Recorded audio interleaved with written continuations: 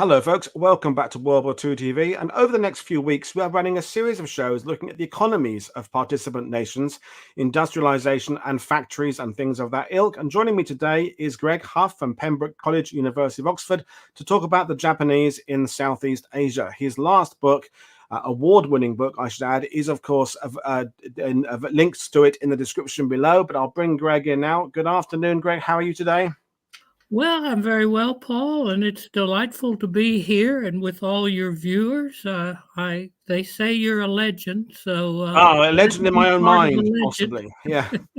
So we were just talking before going live about approaching World War II through the lens of the economy, and you said something a second ago that war is economy. So expand on that for me. Well, I mean, the ability to win wars, especially conventional war, has always been due to economic power. So, what I hope to show is the interplay between the Japanese economy and what it hoped to get from Southeast Asia and what happened to Southeast Asia during the occupation, which tells you a lot about the Japanese approach to war and war itself.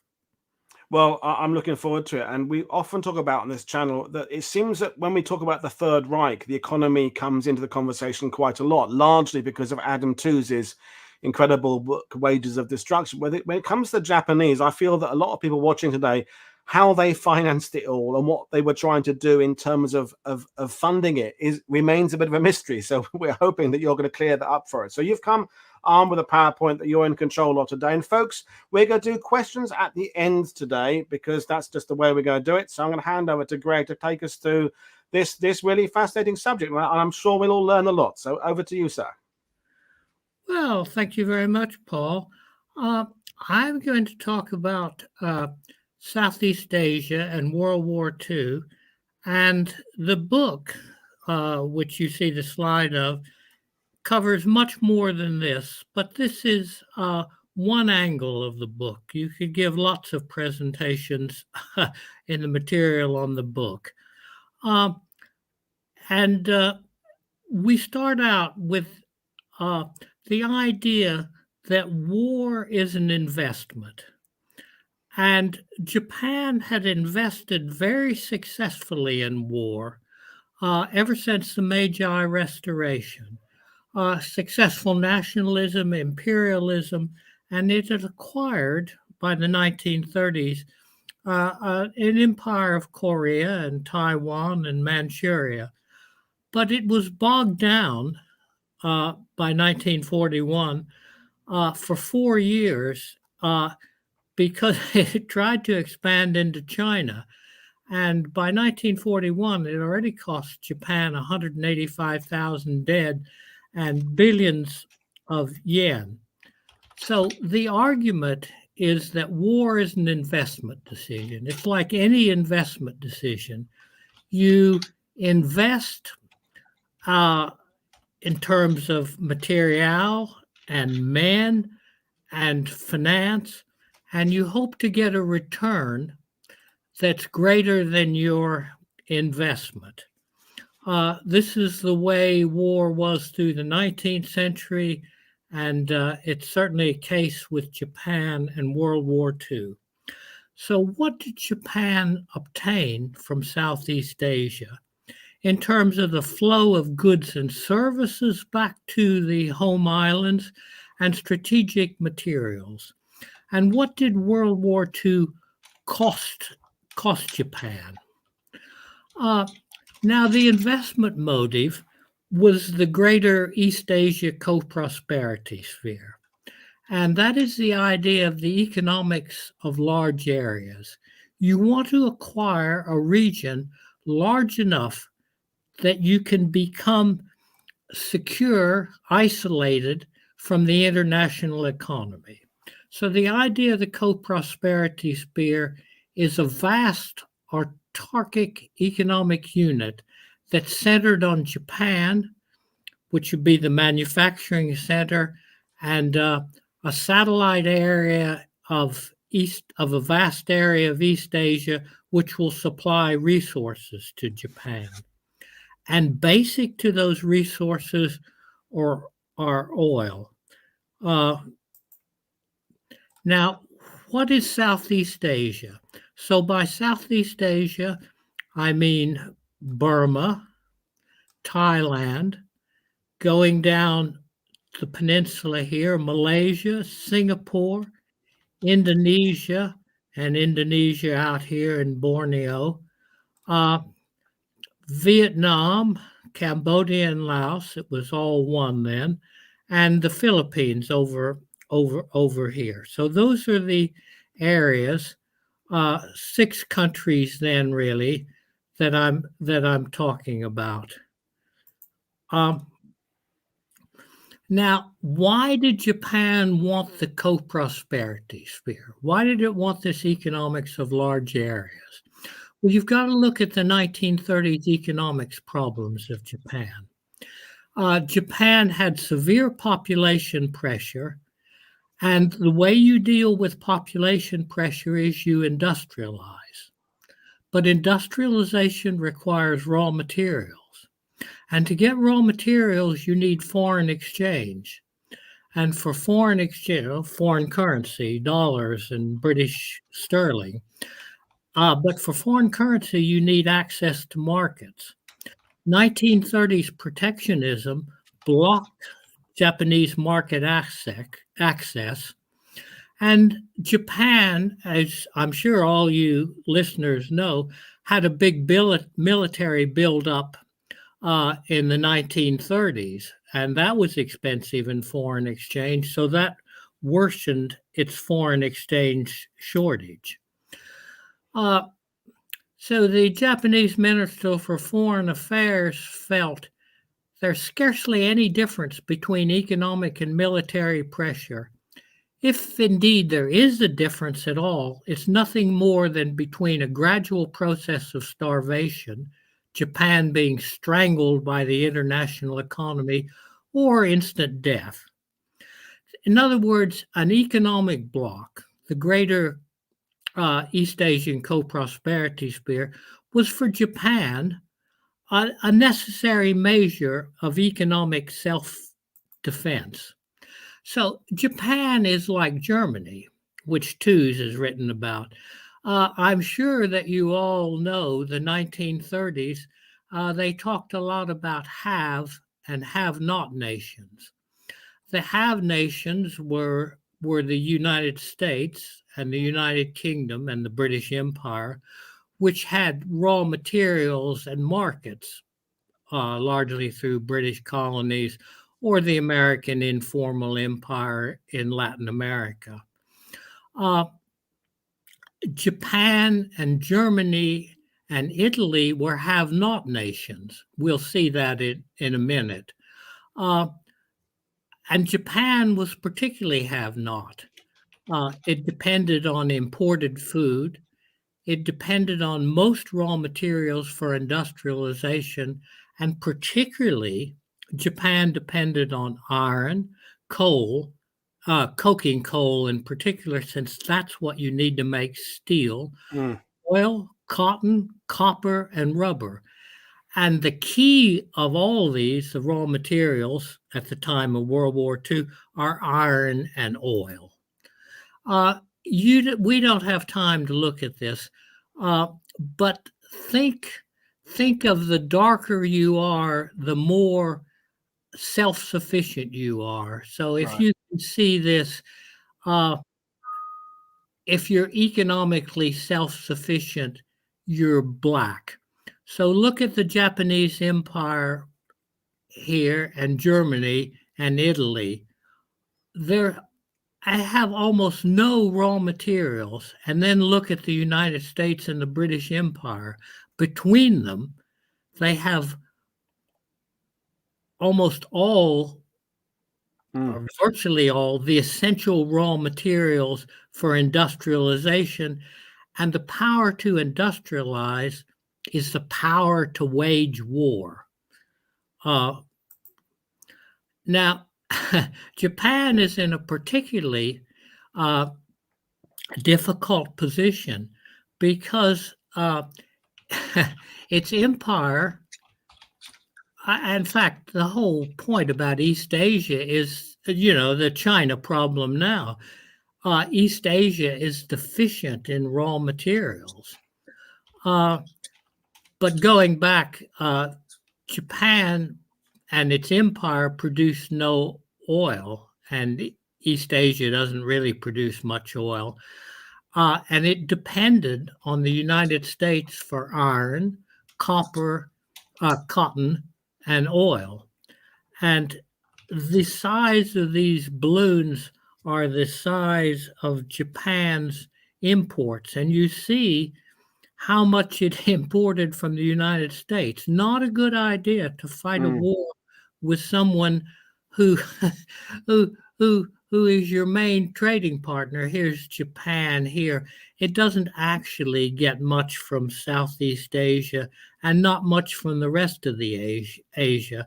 It wants to substitute through the greater East Asia Coast Prosperity Sphere and develop these areas producing what the United States had supplied. So why take the investment decision for war in late 1941?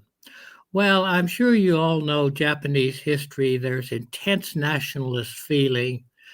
And in 1941, there's the opportunity. There's war in Europe. German victories make it look like the Axis are going to win the war. So the popular slogan in Japan, and certainly in Tokyo, became "Don't miss the bus. Don't be too late. This is our chance." This is a 1930s bus. I'm not sure if it's the same bus, but anyway. Now, look at the economic power of the two areas. It's always difficult to fight war if you're an island. That was the British problem, but it had American help. You need merchant shipping because, if you're dependent on food, you got to have ships to bring it. Japan was dependent on merchant shipping as an island. It was resource poor. It was a food deficit, and it was a weak, extremely weak economy. Look at these statistics. Japan has about half as many people as the United States. It has a GDP, national product, a quarter of the United States. It has per capita income about a third of the United States.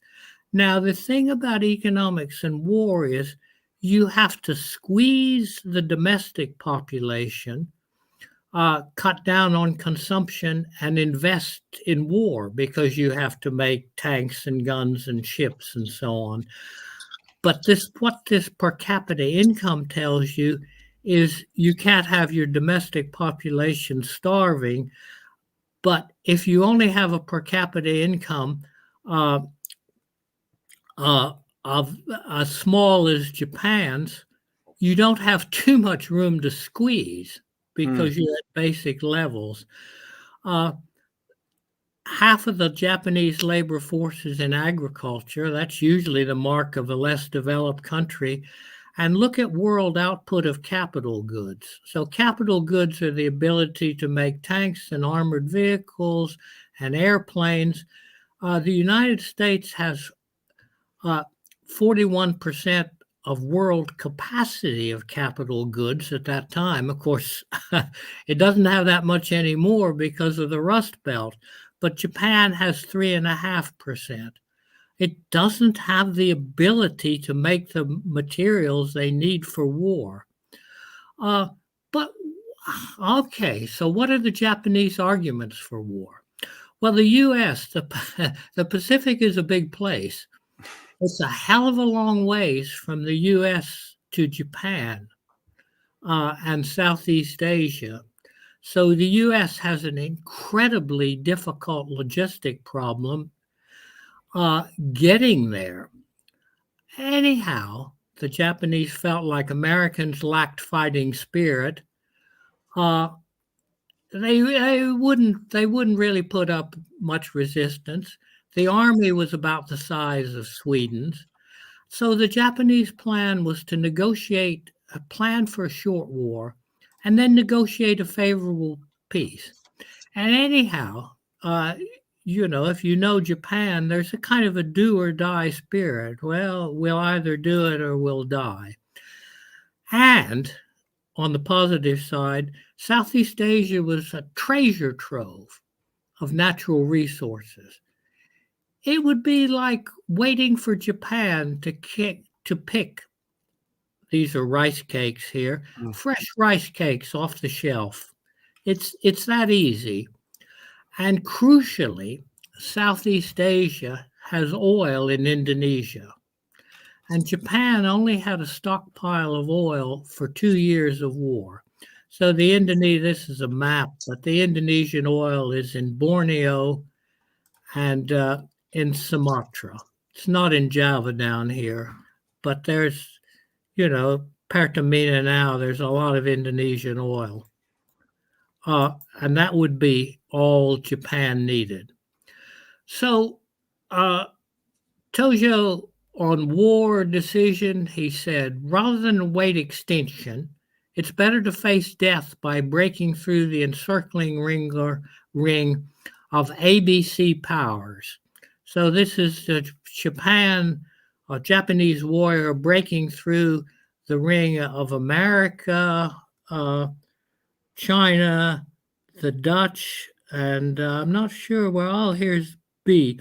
So America, Britain, China, and the Dutch, the ABCD powers, which were strangling Japan. Just a quick question for you, Greg, from me. Just a quick one. Do you think this idea about it being the optimum time for the Japanese to expand because of the US being maybe slow to respond, the Pacific being so big, do you think Japanese would have been aware that the Americans were going to kind of join in a Germany first policy, which, the meetings were happening in December and January 41, 42. Would the Japanese have suspected that or thought that was the likely outcome? It's hard to know. It's hard to know what the Japanese were thinking, but they thought they could take America by surprise.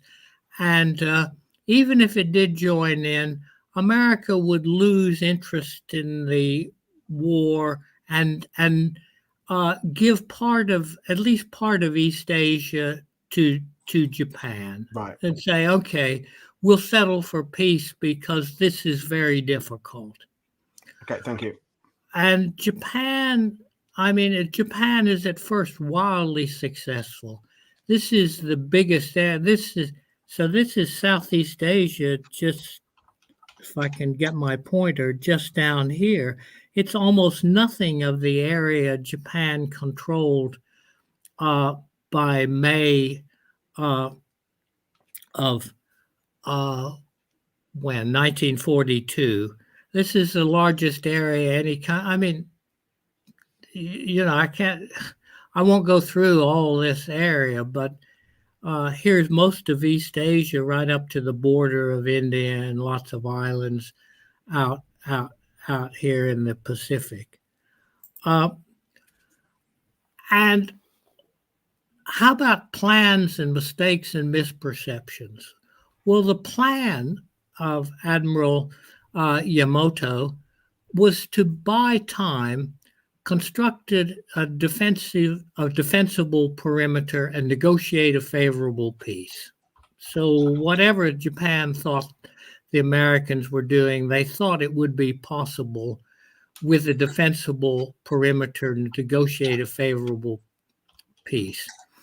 Now, I said May, actually by April, Pearl Harbor is 1941, so this must be 1942. Anyhow, Japan controls Southeast Asia and 1.7 million square miles of the Pacific. So what kind of logistical mistakes, because you guys do that a lot, well, it expanded at will, and there was an undue optimism.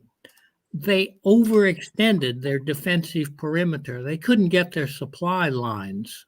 They didn't have the supplies or the material to support those distant supply lines. In other words, they lost sight of Yamamoto's plan. Mm. Now this is a Japanese 10-cent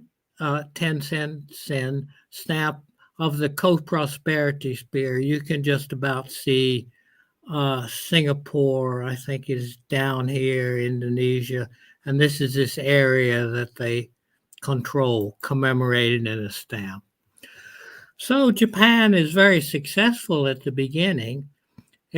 It took Malaya, it lost 3,500 men. It took Burma with another loss of another 2,000 troops and a few casualties. So Lewis Allen, who wrote that absolutely wonderful book on the Burma campaign, remarked that to destroy the British Empire in the Far East, these losses were surely not an inordinate price. So Japan controls all this area of Southeast Asia, but it's got problems. How do you finance war? How do you control the population? How does it make Southeast Asia pay? How does it make this investment decision pay? So the flow of goods and food back from Southeast Asia, it's got a problem of transport. It's not all that near to Tokyo from Singapore. And it's got a problem of extracting resources. So look, how do you finance war? Well, the first rule of finance for war is that the occupied pays to be occupied. You never finance war by paying yourself. You make the people, the nation that you occupy, pay. Now, there's three ways, and this is a whole nother seminar I've done. There's three ways to finance war.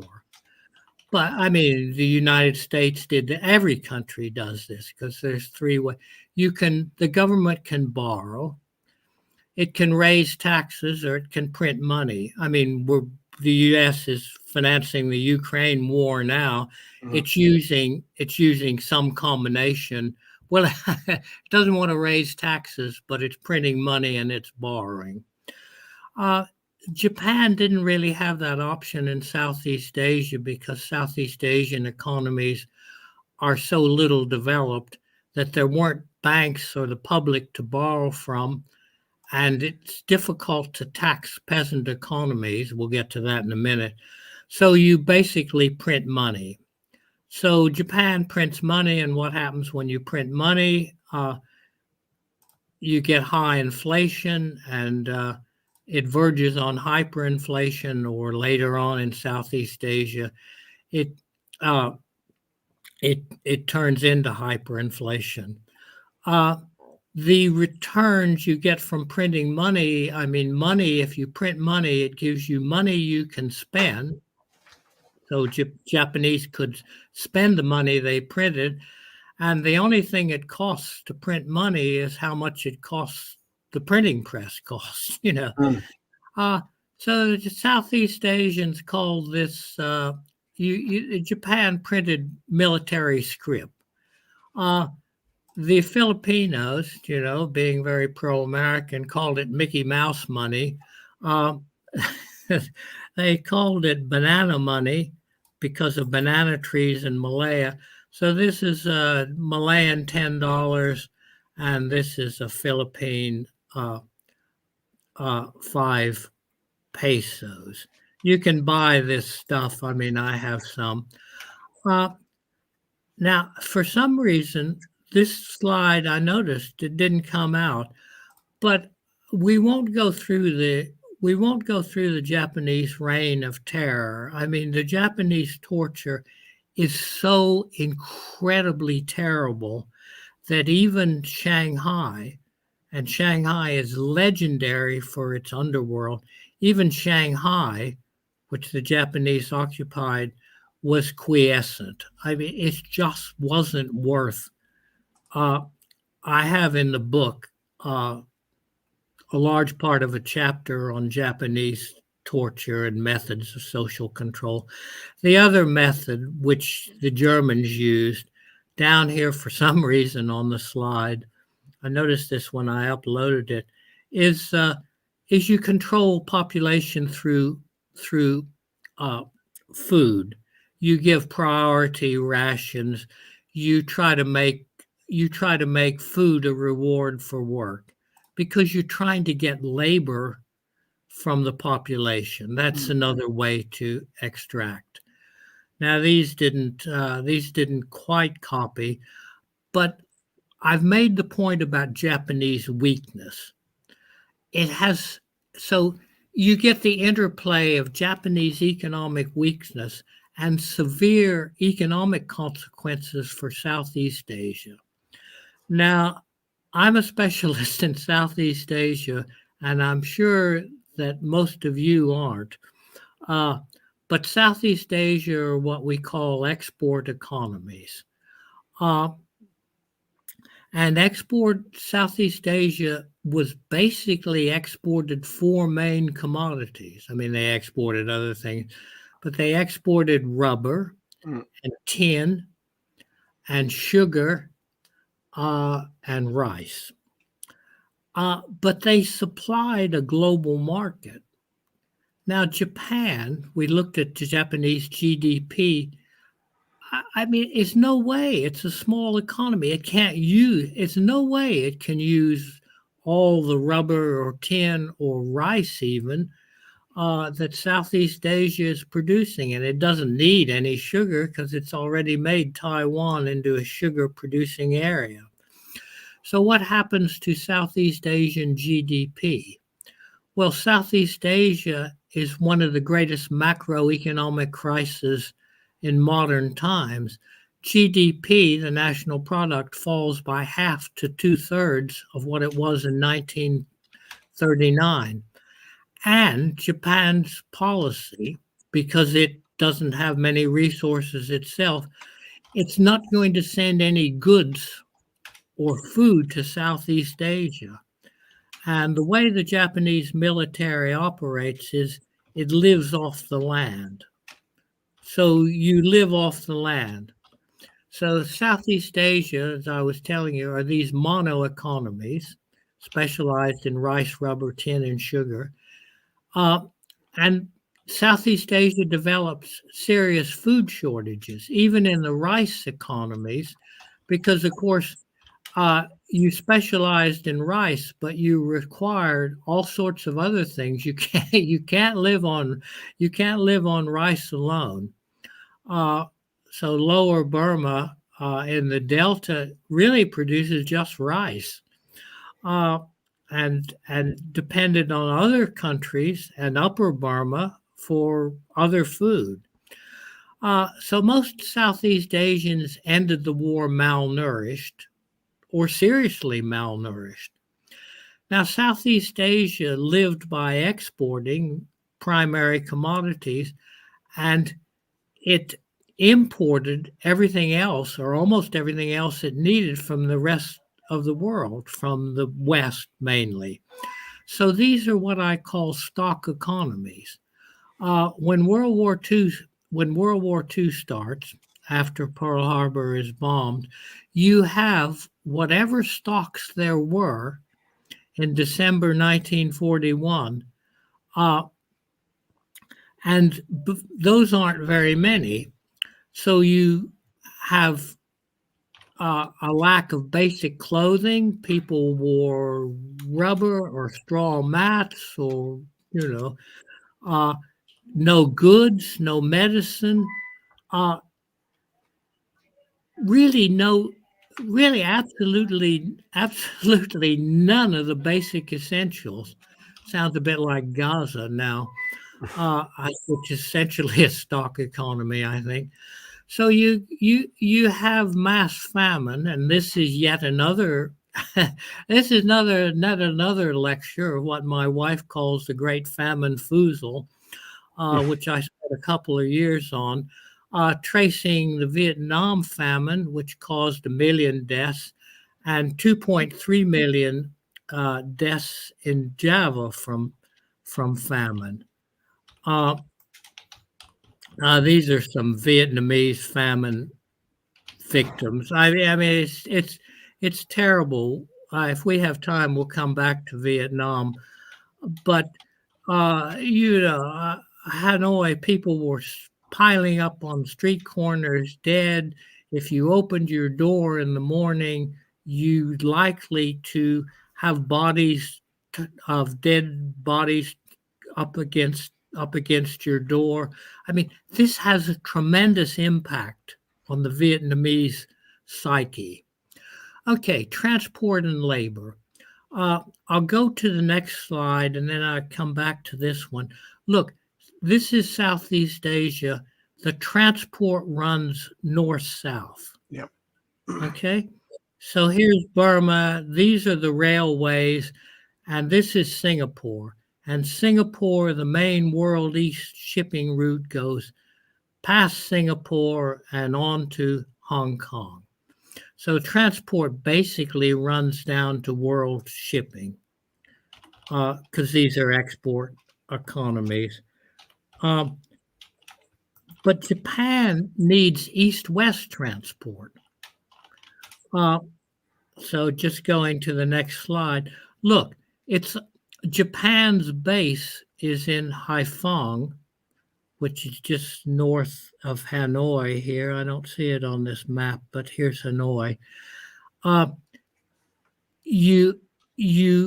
Japan shipped across the Pacific to Hanoi, and it needs to go east-west because it's a long way. Otherwise, you got to go all the way around Southeast Asia and up to Burma, and it's fighting this desperate war in Burma. So it needs east-west transport. It wants to go across Southeast Asia, but the transport doesn't run that way.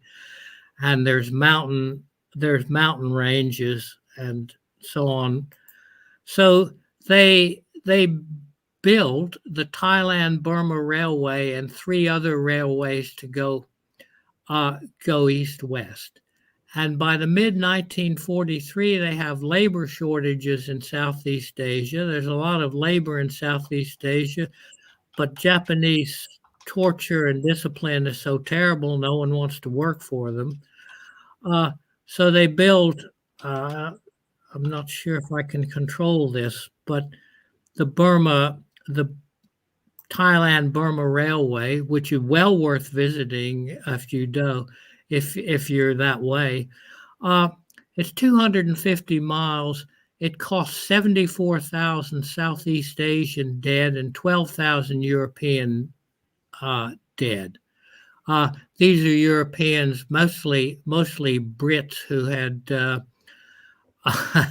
captured when the Prince of Wales, I guess it was sunk by the Japanese. So let's look at total deaths. 86,000 for the Burma Railway. That's 184,000 people per kilometer.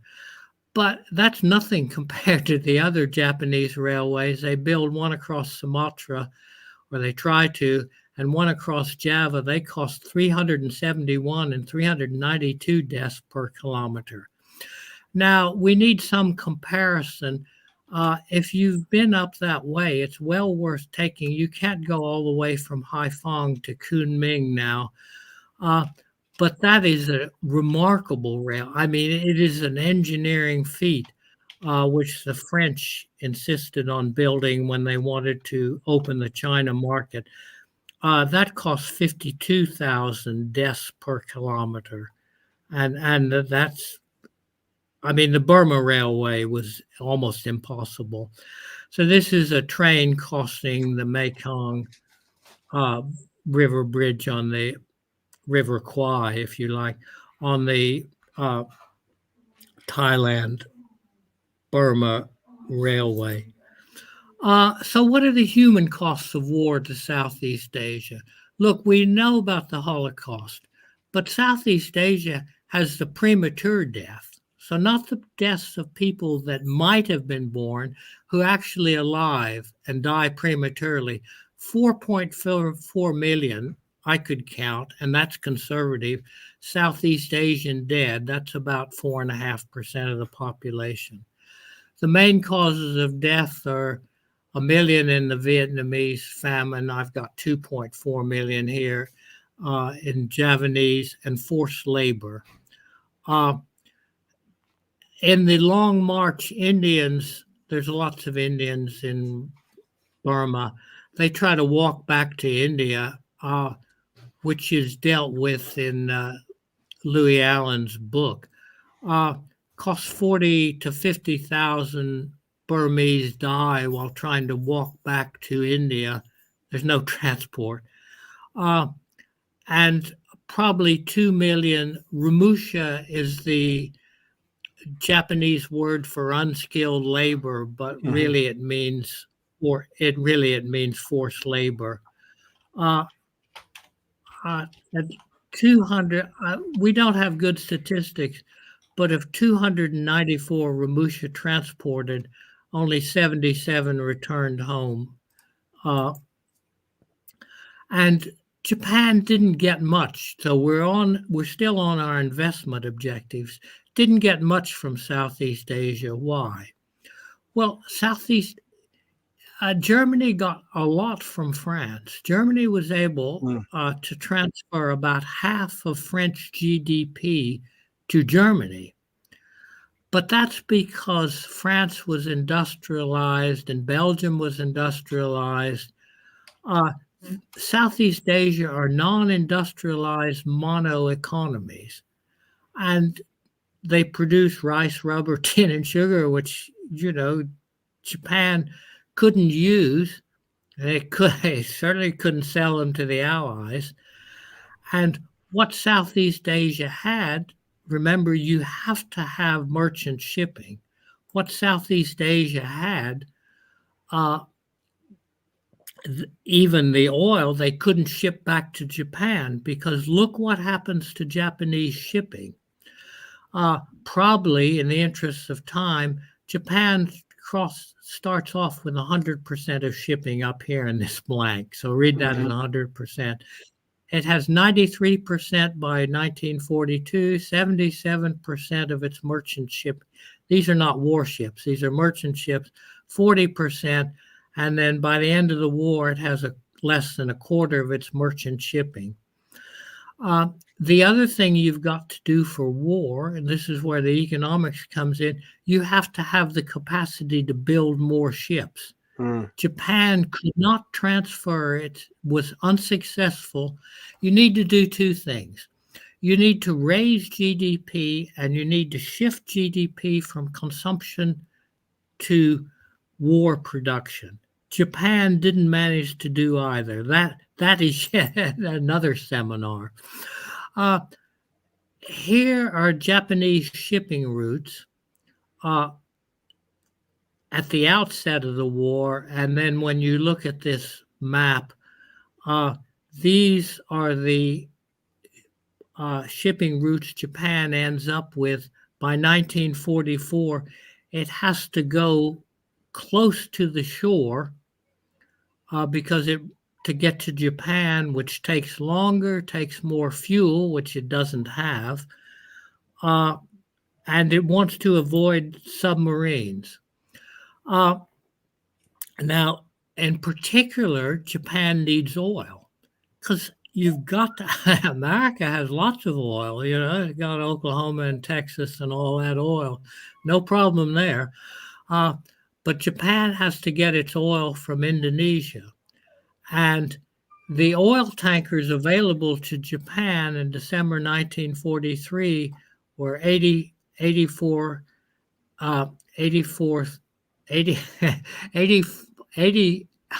never mind.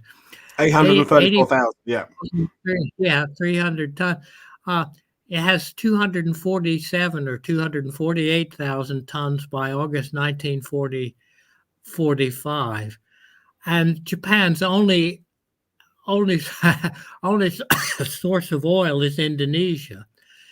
look, without oil, you can't fight a war. Yeah. Because And we should point out, Greg, that while the Japanese figures are plummeting, the Allied figures are soaring. We've done shows fairly recently about the oilers the Americans were producing, for example. So their capacity to get oil to every corner of the earth is going up like that, just as your figures are coming down like this. So yeah, it's shocking. I mean, we've talked before about the Japanese using submarine for transport by 43, 44, which is ridiculous to try and cram supplies into a little narrow tube underwater. But your figures and your map of the routes is explaining exactly why that's happening. Thank you. well, that's right. I mean, because because the merchant ships were being decimated, and so you thought you'd go underneath.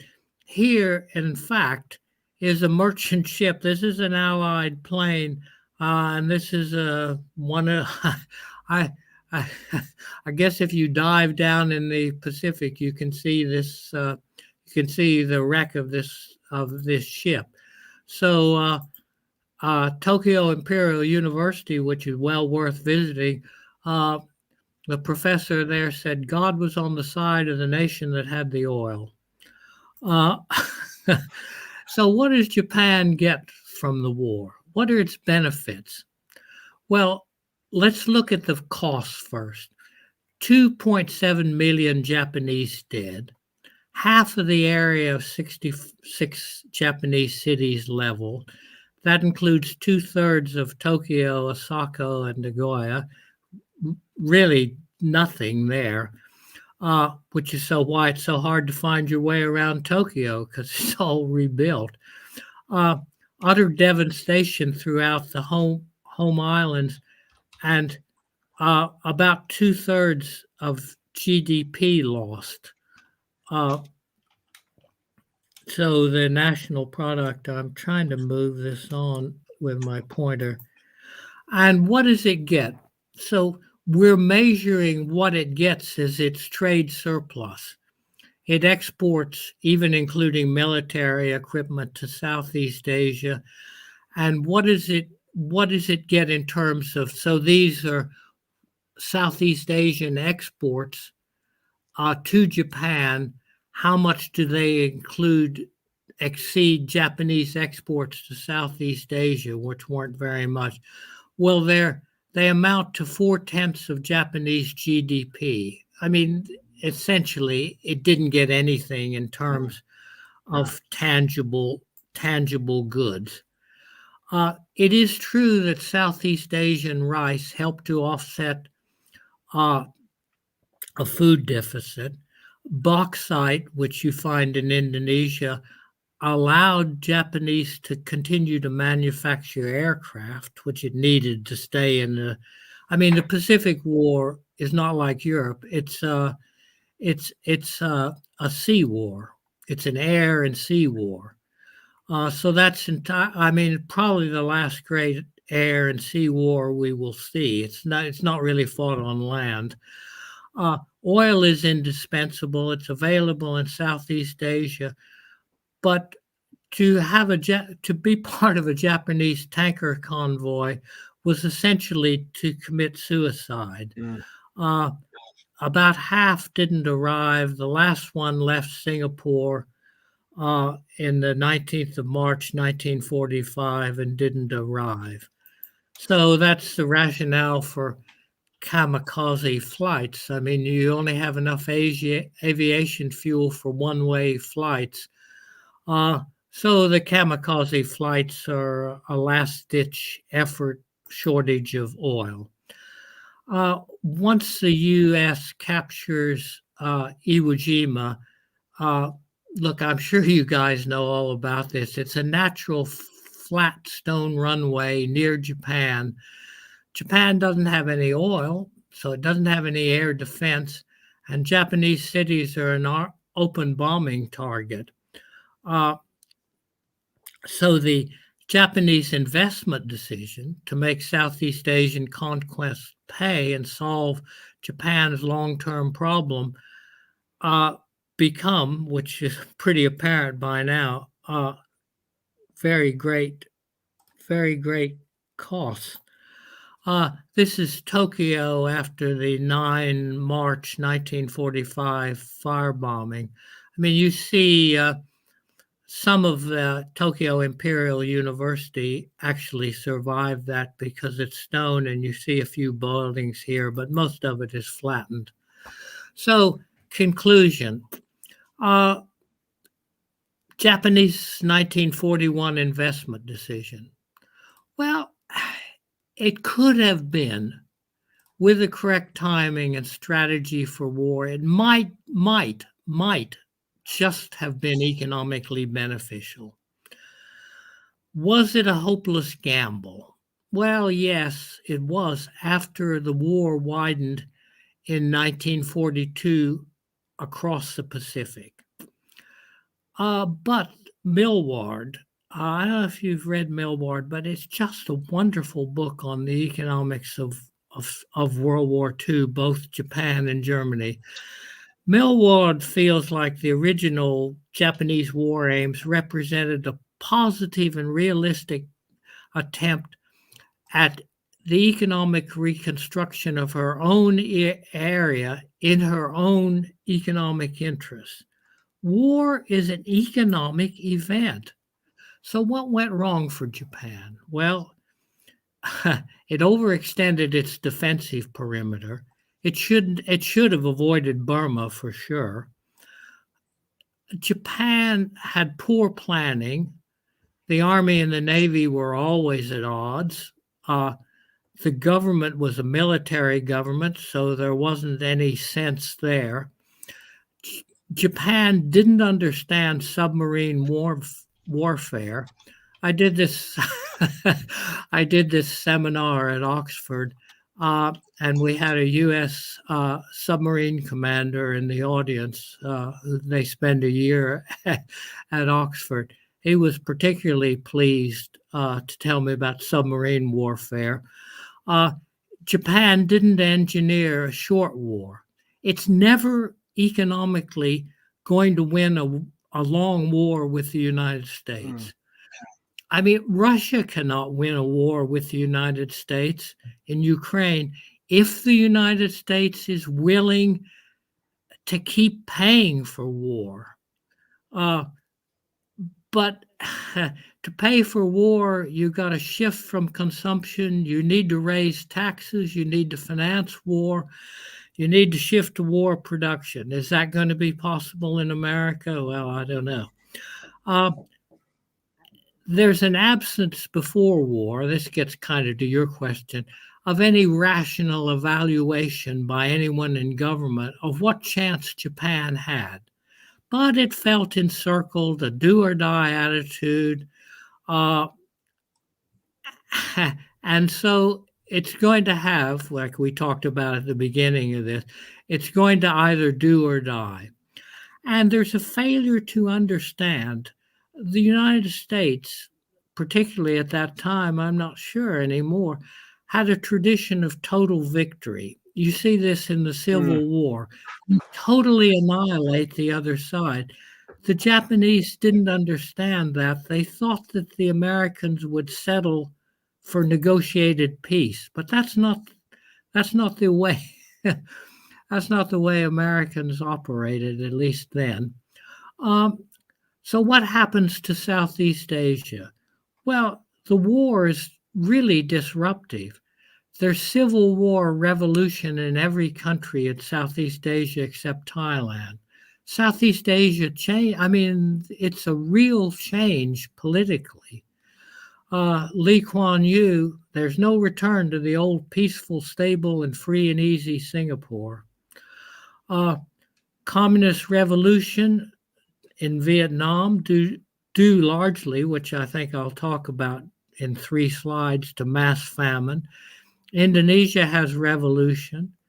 In a lot of Southeast Asia, per capita GDP doesn't return to 1970 levels until, and 1937 levels even, until the 1970s, and massive dislocation, prostitution, black markets because of shortage, We can't go into all that, but it's really just total.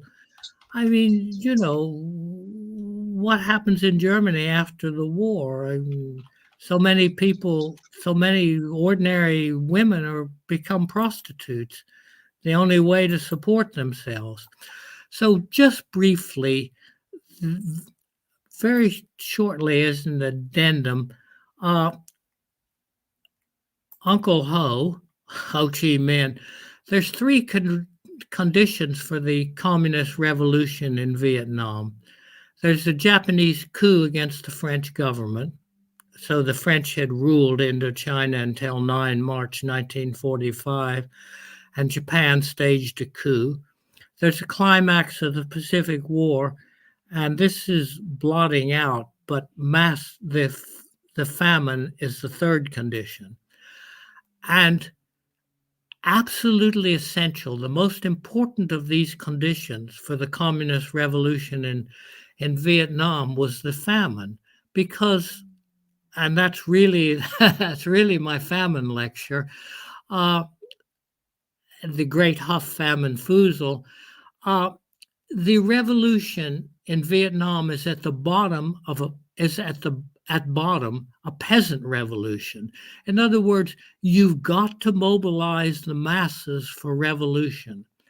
And the famine, because it had such a profound psyche effect, tens of thousands of rural peasants came out on the streets of Haiphong, Hanoi, and Hue and consolidated the revolution. In other words, the famine mobilized the peasants. So this is Ho Chi Minh reading the Declaration of Independence, copied on the American Declaration, 2nd of September 1945. So I'll just leave you with this thought. Suppose there hadn't been a famine in Vietnam, would there not have been a revolution? And it's a bit of a stretch for historians like yourselves, but if there hadn't been a communist revolution, there wouldn't have been a Vietnam War, and America wouldn't have got enmeshed in Southeast Asia the way it did. It's a bit of a historical stretch, but I don't know. It's worth thinking about. Okay, thanks a lot, and thank you for bearing with me insofar as you all did. I'll try to answer a few questions.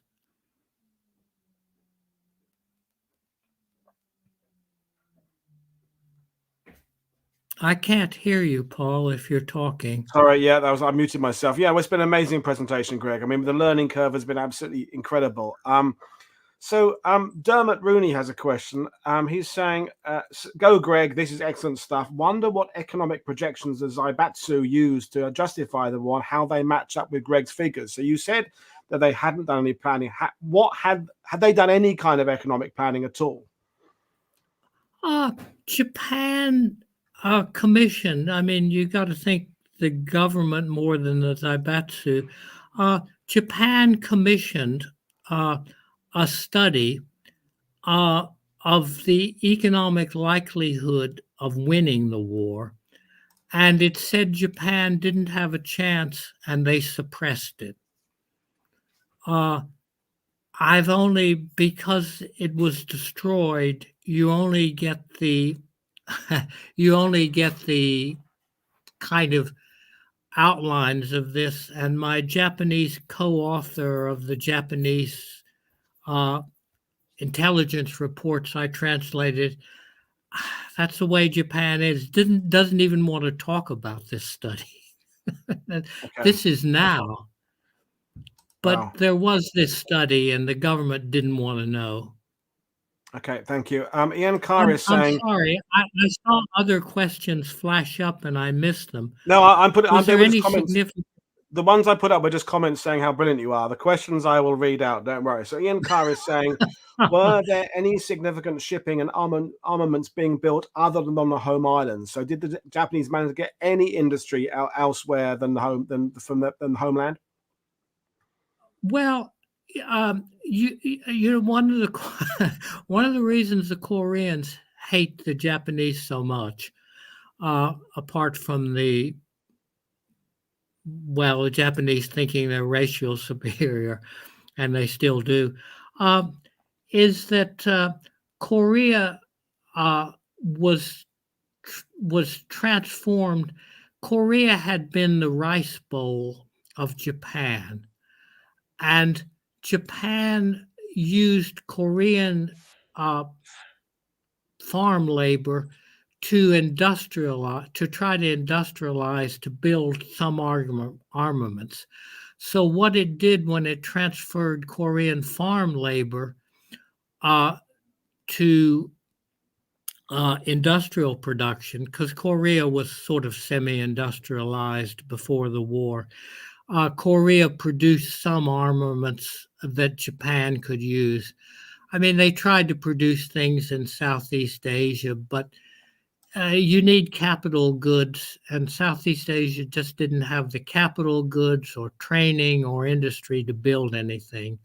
So essentially, Japan depended on what it could build itself. And picking up on your earlier point, Paul, when I said, and I will pick up on your point in a minute, you need in war, you need to increase GDP, and you need to shift from consumption to production. So you need, Japan didn't do either one.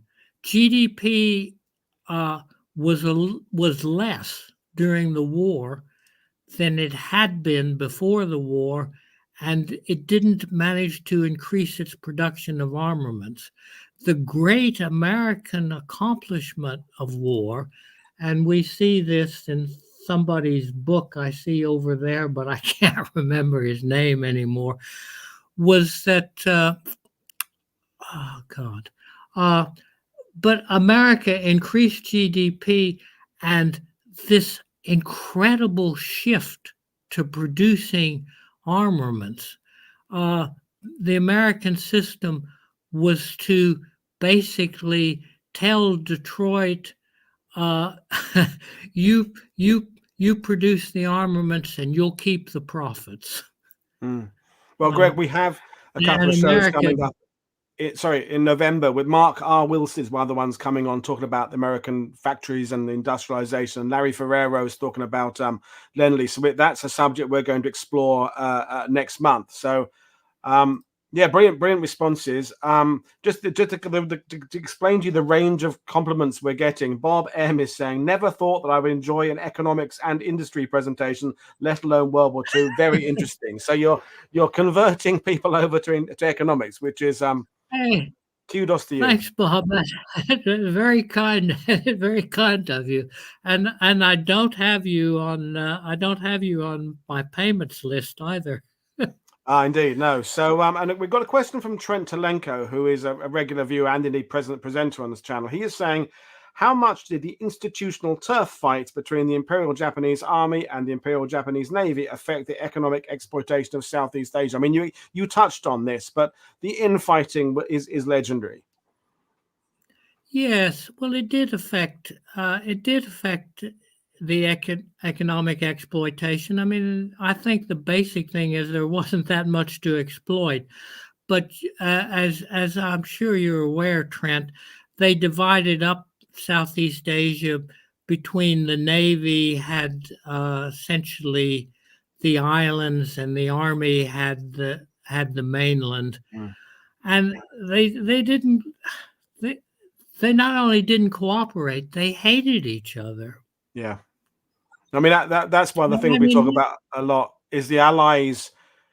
The Americans and Brits, for example, had a few tricky problems. Operation Torch, I always feel, was the real test of American and British getting along with each other. But after that, I think everything pretty much worked smoothly. And the Army, and even in Britain, the Army and Navy and Air Force seem to work quite well. In America, it seems to work quite well. But luckily for the rest of the world, the Italians were fraught with internal politics. The Germans were fraught with internal politics. And the Japanese possibly topping that list of internal bitterness.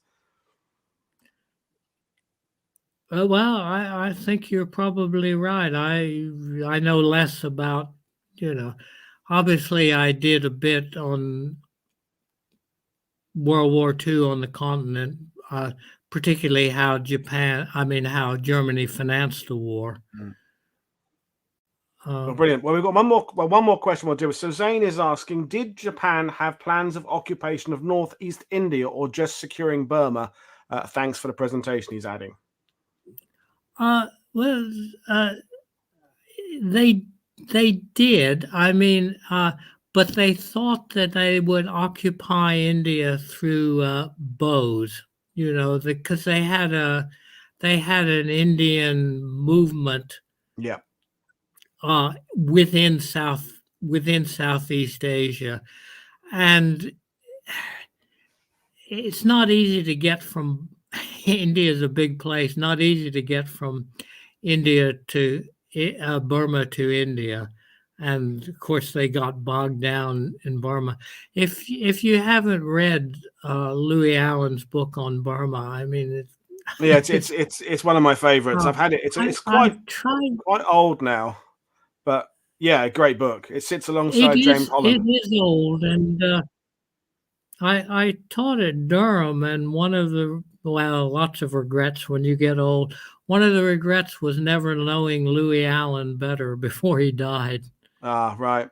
No, it's I've had. I think probably his was the first book I had on Burma. And now I've got a bit of a Burma shelf now. Well, we will bring things to end, Gregg. It's absolutely been amazing talking to you. People are requesting I invite you back for a deeper dive. I mean, the famines subject, I think, is something that definitely is worth looking at in greater detail. The Bengal famine comes up repeatedly in conversations, but not so much Java, not so much Vietnam. Well, if I can say, it's part of what a foozle is a made-up word. It's going off on a tangent, wasting 2 years learning about famine. But World War II is a time of famine. There's the Henan famine in China, the Java, the Vietnam famine, the Bengal famine, famine in the Netherlands, famine in Greece, and of course the famine in Leningrad. Yeah, of course. So when you guys go, if it's ever safe to go to Russia again, go look at the cemetery. It's the most chilling thing it's the most chilling thing I've seen. Walking through the Leningrad cemetery where the famine victims are buried, row after row, miles after miles of graves, 1943, 1944, 1945. Yeah, no, I it's sound shocking. like a tourist. No, and Prit Buttar's book on the Leningrad is if you haven't got that, folks, Prit will be on at some point to talk about that in the new year. That's the one subject he hasn't done yet. His latest book is on Leningrad, and it's stunning, as all of Prit Buttar's books. So, well, Gregg, we will bring things to an end. I will extend an invitation. I'll be in touch to speak to you again, folks. I've got another show later on 6 p.m. UK time. Daniel Taylor is coming on to another show in our Salerno series. We're looking at the crossing of the Volturno River by the 7th Armour Division. In the meantime, thanks to everybody for watching. I will see you all later. Thank you, Gregg. Thank you, viewers. This is Paul Dad for World War II TV saying see you all later. Cheers, everybody. Bye.